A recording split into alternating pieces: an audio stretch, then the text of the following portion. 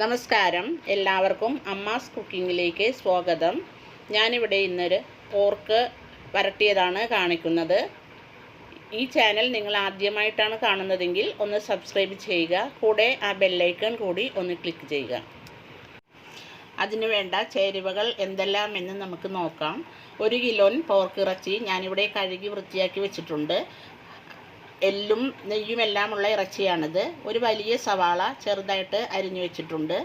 2 പച്ചമുളക്, കുറച്ച് കറിവേപ്പില, ഒരു ചെറിയ കഷ്ണം ഇഞ്ചി ചെറുതായിട്ട് അരിഞ്ഞത്, കുറച്ച് വെളുത്തുള്ളി നെടുകെ കീറിയത്, ഇതെല്ലാം എടുത്തു വെച്ചിട്ടുണ്ട്. പൊടികളായിട്ട് നമുക്ക് മല്ലിപ്പൊടി, മുളക് പൊടി, ഗരം മസാലപ്പൊടി, കുറച്ച് മഞ്ഞൾ പൊടി, ഉപ്പുപൊടി, കുരുമുളക് പൊടി, ഇതെല്ലാം ഇവിടെ ഞാൻ എടുത്തു വെച്ചിട്ടുണ്ട്.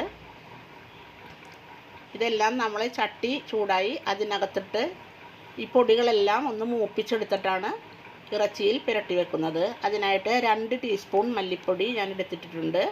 അതൊന്ന് നന്നായിട്ട് മൂത്ത് വരുമ്പോഴത്തേക്കും നമുക്ക് ആവശ്യത്തിന് മുളക് പൊടി ചേർത്ത് കൊടുക്കാം. ഇവിടെ ഞാൻ 1 ടീസ്പൂൺ മുളക് പൊടിയാണ് ചേർത്തിരിക്കുന്നത്. ഇനി നമുക്ക് കുരുമുളക് കൂടി ഇതിൽ ചേർക്കാനുണ്ട്, അതാണ് മുളക് പൊടി കുറച്ച് ചേർത്തത്. ഇനി ആവശ്യത്തിന് കുരുമുളക് പൊടി ചേർത്ത് കൊടുക്കാം. ഒരു 1/2 ടീസ്പൂണോളം കുരുമുളക് പൊടിയാണ് ചേർത്തിരിക്കുന്നത്. കുറച്ച് മഞ്ഞൾ പൊടിയും ചേർത്തതിന് ശേഷം നമുക്ക് നന്നായിട്ട് യോജിപ്പിച്ച് കൊടുക്കാം. നന്നായിട്ട് മൂക്കി തീ കുറവ് വെച്ചിട്ട് വേണം ഇത് ചൂടാക്കി എടുക്കാനായിട്ട്, അല്ലെ പെട്ടെന്ന് കരിഞ്ഞു പോകും. അതിനുശേഷം നമുക്കിതിനകത്തോട്ട് ആവശ്യമുള്ള ഗരം മസാലപ്പൊടി കൂടി ചേർത്ത് കൊടുക്കാം. അതധികം ചൂടാക്കേണ്ട കാര്യമില്ല. നന്നായിട്ട് ഒന്ന് ഇളക്കി യോജിപ്പിച്ചതിന് ശേഷം ഫ്ലെയിം ഓഫ് ചെയ്യുക. ആ ചട്ടിയുടെ ചൂടിൽ തന്നെ ഇരുന്ന് അത് നന്നായിട്ട് മൂത്ത് വരും. നന്നായിട്ട് മൂത്ത ഈ പൊടികളെല്ലാം നമുക്ക് വേറൊരു പ്ലേറ്റിനകത്തോട്ട് മാറ്റി വെക്കാം.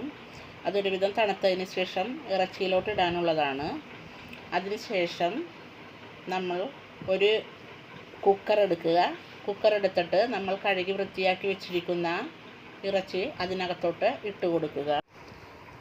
ഇതിലുള്ള എല്ലുകളെല്ലാം എടുത്ത് ഞാൻ മാറ്റിയിട്ടുണ്ട്. ഇനി ഇതിനകത്തോട്ട് വേവിക്കാൻ ആവശ്യമായ സാധനങ്ങൾ ചേർത്ത് കൊടുക്കാം. ആദ്യമായിട്ട് അരിഞ്ഞു വെച്ചിരിക്കുന്ന സവാളയും വെളുത്തുള്ളിയും ഇഞ്ചിയും പച്ചമുളക്, വേപ്പില, ഇതെല്ലാം നമുക്കിതിനകത്തോട്ട് ചേർത്ത് കൊടുക്കാം. ഇതെല്ലാം കൂടി പുരട്ടിയാണ് ഞാൻ വേവിക്കുന്നത്. ഇതിനൊപ്പം തന്നെ നമുക്ക് പൊടികളെല്ലാം ചേർത്ത് കൊടുക്കാം. അതിനായിട്ട് വറുത്ത് വെച്ചിരിക്കുന്ന പൊടികൾ മല്ലിപ്പൊടി, മുളക് പൊടി, മഞ്ഞൾ പൊടി, കുരുമുളക് പൊടി, ഇതെല്ലാം ചേർത്ത് ഗരം മസാലപ്പൊടിയും കൂടി ചേർത്ത് വറുത്ത് വെച്ചിരിക്കുന്ന പൊടിയാണിത്. വെറുതെ ഓട് കാച്ചണ പോലത്തെ പൊടിയാണ്. എണ്ണയൊന്നും നമ്മളിതിൽ യൂസ് ചെയ്തിട്ടില്ല.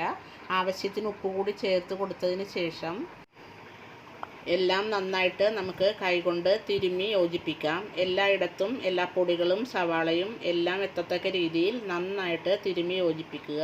നമ്മൾ പോർക്കിൽ അധികം നെയ്യുള്ളത് കൊണ്ട് അധികം എണ്ണയൊന്നും ഇതിൽ ചേർക്കേണ്ട ആവശ്യമില്ല. ഇപ്പോൾ ഞാനെല്ലാം നന്നായിട്ട് തിരുമ്മി പൊത്തിയൂടെ വെച്ചിട്ടുണ്ട്. 20 മിനിറ്റ് റെസ്റ്റ് ചെയ്യാൻ വെക്കുക. അധിക സമയം വെച്ചാലും നല്ലതാണ്. എനിക്കിപ്പോൾ 20 മിനിറ്റാണ് ഞാൻ വെച്ചിരിക്കുന്നത്.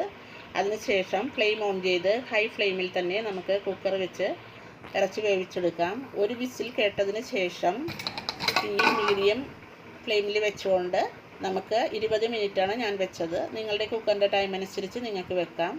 ഇറച്ചിയെല്ലാം ഇപ്പോൾ വെന്ത് വന്നിട്ടുണ്ട്. ഒരുവിധം നന്നായിട്ട് പറ്റിയിട്ടുണ്ട്. കുറച്ച് നെയ്കളെല്ലാം തെളിഞ്ഞ് നിൽപ്പുണ്ട്.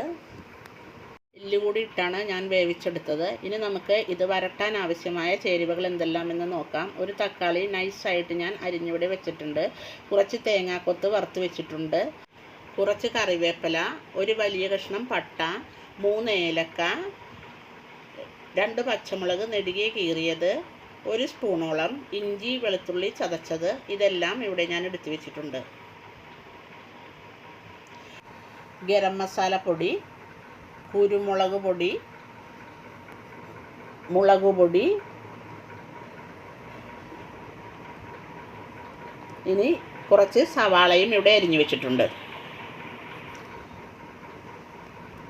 ചട്ടി നന്നായിട്ട് ചൂടായതിന് ശേഷം എണ്ണയൊഴിച്ച് അതിനകത്തോട്ട് നമ്മൾ അരിഞ്ഞു വെച്ചിരിക്കുന്ന സവാള, വെളുത്തുള്ളി, ഇഞ്ചി പേസ്റ്റ്, പച്ചമുളക്, വേപ്പില, ഇവയെല്ലാം സ്വല്പം ഉപ്പ് ചേർത്ത് നന്നായിട്ട് വഴറ്റുക. നന്നായിട്ട് എല്ലായിടവും ഇളക്കി യോജിപ്പിച്ച് വഴറ്റുക. കരിഞ്ഞു പോകാതെ സൂക്ഷിക്കണം. നന്നായിട്ട് ഇളക്കിക്കൊണ്ടിരിക്കുക. ഫ്ലെയിം ഹൈ ഫ്ലെയിമിൽ തന്നെ ഇരുന്നോട്ടെ. ഈ സമയത്ത് നന്നായിട്ട് ഇളക്കി കൊടുക്കുക. ഇപ്പോൾ നന്നായിട്ട് മൂത്ത് വന്നിട്ടുണ്ട്. ഈ സമയത്ത് നമുക്ക് പൊടികൾ ചേർത്ത് കൊടുക്കാം. ഞാനിവിടെ 1/2 ടീസ്പൂണാണ് മുളക് പൊടി ചേർത്തിട്ടുണ്ട്. 1 ടീസ്പൂൺ കുരുമുളക് പൊടി ചേർത്തിട്ടുണ്ട്. കുരുമുളക് പൊടിയുടെ ഫ്ലേവറാണ് ഇതിന് നല്ലത്. കുറച്ച് ഗരം മസാലപ്പൊടി ചേർത്തിട്ടുണ്ട്. എന്നിട്ട് നന്നായിട്ട് എല്ലാം കൂടി നന്നായിട്ട് ഇളക്കി യോജിപ്പിക്കുക. എല്ലാം നന്നായിട്ട് ഇളക്കി യോജിച്ച് വരുമ്പോഴത്തേക്കും നമുക്ക് തക്കാളി ചേർത്ത് കൊടുക്കാം. തക്കാളി എല്ലാം നന്നായിട്ട് വഴറ്റുക. അതെല്ലാം ഈ അരപ്പിൻ്റെ കൂടെ നന്നായിട്ട് വെന്തുടയണം. നന്നായിട്ട് ഉടച്ചു കൊടുക്കുക ഓരോ തക്കാളിയും. ഇപ്പോൾ ഇതെല്ലാം നന്നായിട്ട് വഴന്നു വന്നിട്ടുണ്ട്. ഈ ഒരു പരുവത്തിലാണ് ഈ മിക്സ് കിട്ടാനുള്ളത്. ഈ സമയത്ത് നമുക്ക് വേവിച്ച് വെച്ചിരിക്കുന്ന പോർക്കിൻ്റെ കൂട്ടുകൂടി ഇതിനകത്തോട്ട് ചേർത്ത് കൊടുക്കാം. നന്നായിട്ട് ഇളക്കി യോജിപ്പിക്കുക. പോർക്കിനകത്തെ നെയ്യാണ് ഈ കാണുന്നതെല്ലാം. നമ്മൾ സ്വല്പം വെളിച്ചെണ്ണ മാത്രമേ ഇതിനകത്ത് ചേർത്ത് കൊടുത്തിട്ടുണ്ടായിരുന്നുള്ളൂ. നന്നായിട്ട് എല്ലാം കൂടി ഇളക്കി യോജിപ്പിക്കുക. അടിക്ക് പിടിക്കാതെ സൂക്ഷിക്കണം.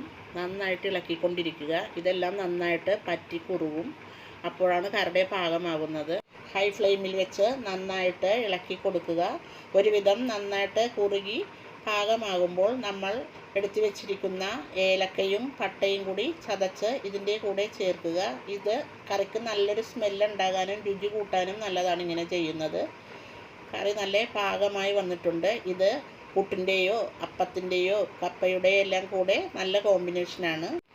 വറുത്ത് വെച്ചിരിക്കുന്ന തേങ്ങാക്കൊത്ത് കൂടി നമുക്കിതിനോടൊപ്പം ചേർത്ത് കൊടുക്കാം. നന്നായിട്ട് ഇളക്കുക.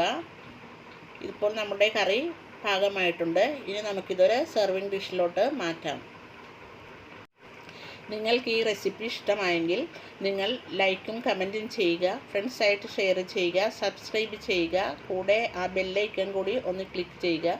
എല്ലാവർക്കും നന്ദി.